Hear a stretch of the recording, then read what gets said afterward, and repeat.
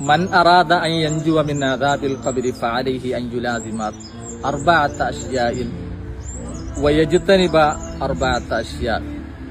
ഖബറിന്റെ ശിക്ഷയിൽ നിന്ന് രക്ഷപ്പെടാൻ ഒരാൾ ഉദ്ദേശിക്കുകയാണെങ്കിൽ 4 കാര്യങ്ങളെ അയാൾ നിത്യമാക്കുകയും 4 കാര്യങ്ങളിൽ നിന്ന് അയാൾ വെടിയുകയും വിദൂരത്താവുകയും ചെയ്യൽ നിർബന്ധമാണ്.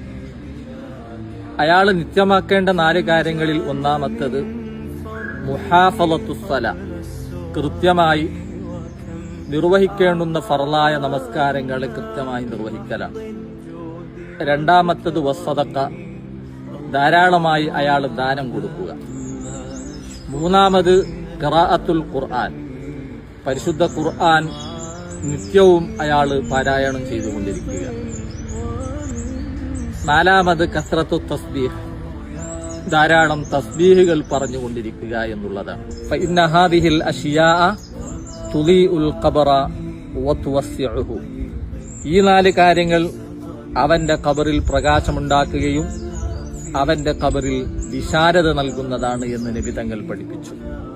അമ്മൽ അർബഅത്തുല്ലതി യജ്തനിബുഹ, അപ്പോൾ ഒരിക്കലും ചെയ്യാൻ പാടില്ലാത്ത, വെടിഞ്ഞു നിൽക്കേണ്ട, മാറി നിൽക്കേണ്ട 4 കാര്യങ്ങൾ എന്ന് വെച്ചാൽ, ഒന്നാമത്തത് ഫൽ കദിബു, കളവ് പറയുക, ഈ വിധത്തിൽ കളവ് എന്നുള്ളത് ഉണ്ടാകാതിരിക്കുക. രണ്ടാമത്തത് വൽ ഖിയാനത്തു, വഞ്ചന, ചതിക്കുക എന്നുള്ളത് തീരെ ഉണ്ടാകാൻ പാടില്ല.